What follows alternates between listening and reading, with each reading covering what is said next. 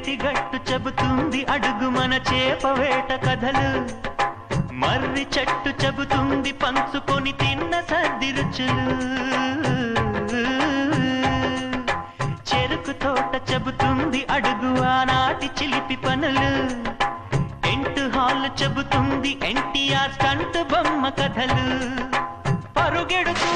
పడిపోతూ ఆ నూతుల్లో ఈత కొడుతూ ఎన్నేళ్ళో గడిచాయి ఆ గురుతులనే విడిచాయి, వయసంత మరచి కేరింతలాడే ఆ తీపి జ్ఞాపకాలు కలకాలం మనతోటే వెన్నంటే ఉంటాయి, మనలాగే అవి కూడా విడిపోలేనంటాయి.